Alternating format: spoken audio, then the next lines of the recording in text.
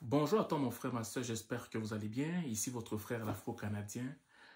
Aujourd'hui, je vais vous partager un témoignage d'une de mes abonnées qui a permis à ce que je puisse le faire parce que je pense que il faudrait que certaines de nos familles en Afrique comprennent que parfois, de façon inconsciente ou consciente, elles nous mettent la pression ici au Canada ou en Occident en fait. Ok?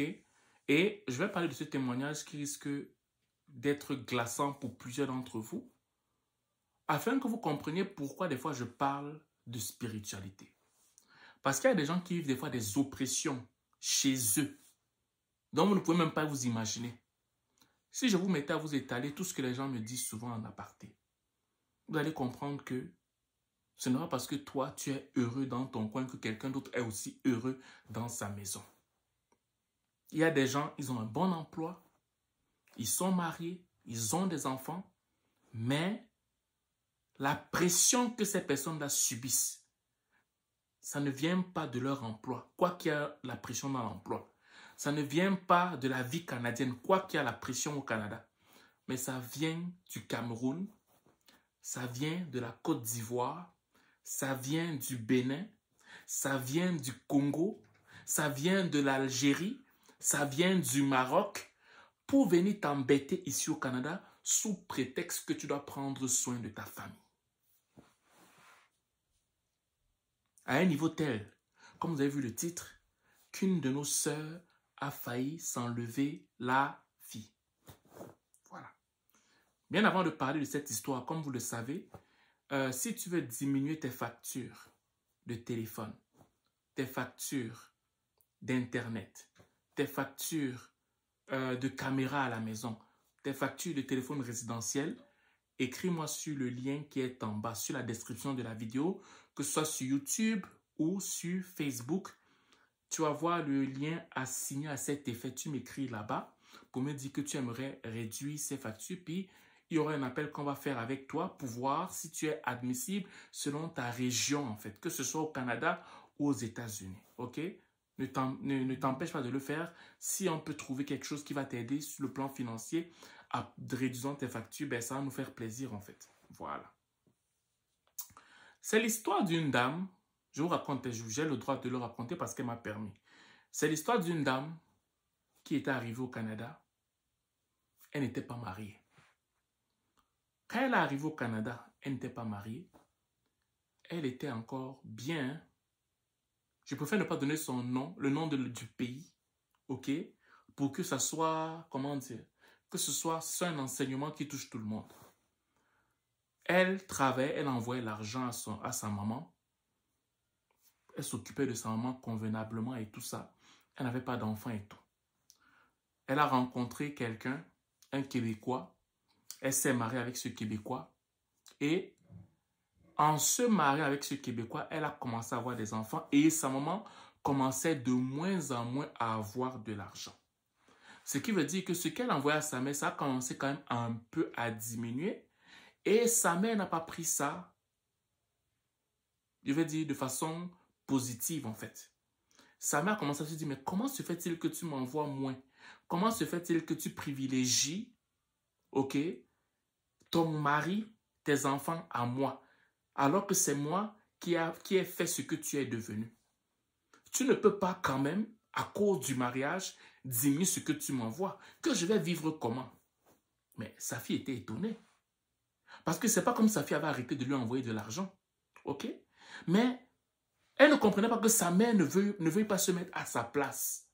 Surtout que son mari était incompréhensible. Il était pour le fait que sa fille continue à lui envoyer de l'argent.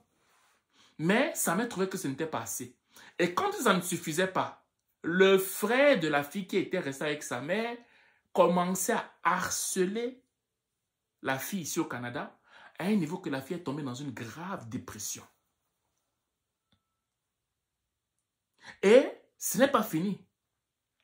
La mère et le frère qui sont restés en Afrique ont commencé à mal parler de cette fille en inventant des histoires qui n'étaient pas vraies, alors que le vrai problème, c'était que la fille n'envoyait plus assez d'argent à la maman.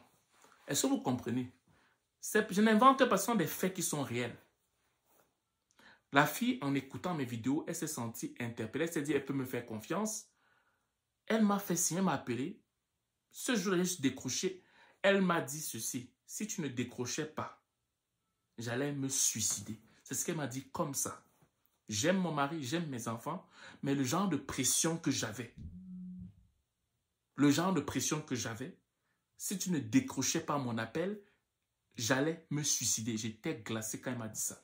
J'ai dit, explique-moi un peu, parce que je ne comprenais pas pourquoi elle me dit qu'elle parlait comme ça. Mais quand c'est dans ce cas de figure comme ça, j'ai arrêté tout ce que je faisais. J'ai passé près de 1 heure au téléphone avec elle. Elle m'a expliqué, j'ai parlé avec elle, j'ai pris le temps avec elle. Je lui ai expliqué que ça ne sert à rien de sauter la vie à cause des problèmes des autres. Parce que ce n'est pas elle qui a un problème. Ce sont les autres qui ont un problème. Et tu ne vas pas en sauter la vie à cause des problèmes des autres, même si c'est les membres de ta propre famille. Et j'ai prié avec elle. On a prié dans le nom de Jésus. On a prié. Et par la grâce de Dieu, elle a décidé de ne pas ôter sa vie. Et quelques mois après, elle m'a encore écrit, elle m'a dit comment elle se sentait bien, que tout allait bien et qu'elle s'est réconciliée avec sa mère. Voilà.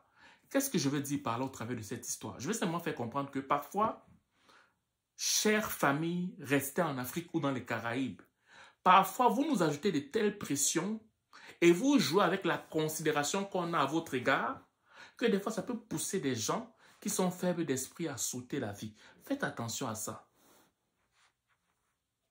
Et des fois, là, vous vous plaignez en vous disant que oui, mais mon enfant est arrivé ici, il ne me parle plus, ne parle moi, sa mère, il m'a abandonné. Mais toi, maman, tu ne dis pas ce que tu as fait à ta fille. Toi, papa, tu ne dis pas ce que tu as fait à ton fils. Des fois, beaucoup d'enfants arrivent au Canada, coupent avec leurs parents, coupent avec leur famille. Tu te dis, mais comment tu es méchant comme ça? Mais c'est parce que plusieurs familles mettent une pression malsaine à leurs enfants. Plusieurs familles culpabilisent leurs enfants à un niveau tel que si l'enfant ne fait pas un geste, on va dire que l'enfant est habité par le démon. Et certaines familles vont même loin jusqu'à faire des pratiques mystiques à leurs enfants. Ok. Bon. Comme vous avez toujours tendance à ne pas croire en ce que je dis là et que je raconte des histoires, ça n'engage que vous. Mais moi, j'interpellais simplement les familles en disant que s'il vous plaît, quand vous faites vos pressions là, sachez que ça a un impact dans le quotidien de plusieurs d'entre nous. Quand vous dites que oui, mais tu ne m'envoies pas là, c'est pas normal, tu m'envoies simplement petit, je connais il y en a même qui partent te regarder jusqu'au salaire de la profession que toi tu fais. Ah, moi, je sais que les infirmiers là-bas gagnent autour de 60 000 par année. Ça veut dire que tu as certains montants et tu m'envoies seulement ça. Ah bon? Est-ce que tu connais les dettes que j'ai? Est-ce que tu sais combien je cotise pour mes assurances? Non, tu ne connais rien de tout ça. Mais tu sais que non, moi, je gagne ça. Moi des fois, j'entends des histoires, je suis tellement dépassé. Des fois, je reste comme ça, j'écoute seulement. Parce que je ne peux pas rejeter quelqu'un qui veut que je... tu sais, les gens m'appellent. Il faut que j'ai une écoute active, que j'écoute. Les gens me parlent. Je dois écouter. J'écoute beaucoup de ceux qui m'écrivent. Des fois, je réponds. Quand je trouve que c'est pertinent, je réécris à la personne. S'il faut que je parle à la personne, je vais parler à la personne.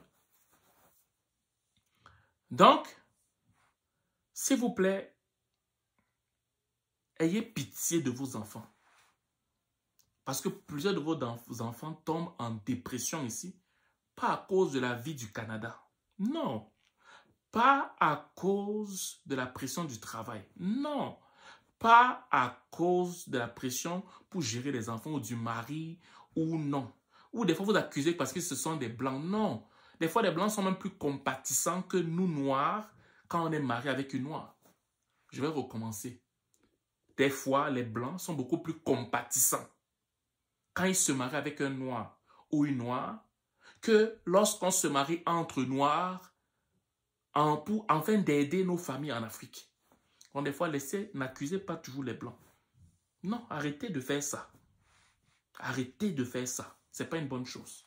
Voilà. Je vais m'arrêter là aujourd'hui. J'espère que cette vidéo va sensibiliser plusieurs d'entre vous afin que vous cessiez de mettre la pression à vos enfants ici au Canada. Voilà. Que vous cessiez de mettre la pression Genre, oui, j'ai fait ça. Oui, il faut que tu m'envoies vite l'argent pour rembourser les dettes. Oui, je comprends que tu as pris les dettes pour que je vienne au Canada. Mais c'est un processus. La vie est de plus en plus chère. Ce n'est pas évident. Voilà. C'est ce que là vous dis aujourd'hui. J'espère que cette vidéo va vous toucher. Et je prie dans le nom de Jésus que toutes les personnes qui vivent dans la dépression, qui vivent dans des choses obscures, ils sont dans le secret. Il y avait vous de jour, mais la nuit pleure. La nuit pleure, que vous soyez complètement délivrés, complètement ôté, toutes ces pensées obscures, que cet esprit de suicide ôte la vie de plusieurs d'entre vous dans le nom de Jésus.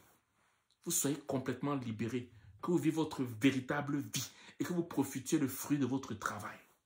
Et si vous êtes en froid avec vos parents, que la paix soit avec vos parents, que la réconciliation vienne.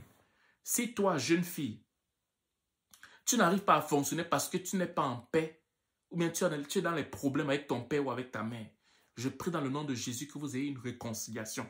Parce que beaucoup de jeunes étudiants ici ne performent pas à l'école parce qu'ils ne parlent pas avec leur père ou avec leur mère. Ça aussi, vous ne savez pas ça. Vraiment, les parents, là, vous faites souvent du mal à vos enfants ici. Honnêtement, je vous dis la vérité. Il y a beaucoup d'enfants qui ne performent pas à l'école parce que vous ne leur parlez pas. Vous leur mettez tellement de pression. C'est pas possible. Vous êtes censé supporter vos enfants. Vous leur mettez une pression malsaine. C'est pas normal. Parents, je vous dis, je m'adresse à vous. Je m'adresse à vous. Il y a beaucoup de vos enfants qui abandonnent l'école à cause de votre pression malsaine. Oui, c'est vrai. Je ne mens pas. Beaucoup quittent l'école. Ils viennent ici en tant qu'étudiants étrangers. Ils abandonnent l'école parce qu'on leur mettait tellement la pression, tellement, qu'ils disent que non, ça ne sert à rien. Déjà qu'ils sont venus étudier dans un domaine que vous avez choisi pour eux, alors que ce n'est pas ce qu'ils voulaient. Mais en plus de ça, vous leur mettez la pression sur quelque chose que, mais attends un peu.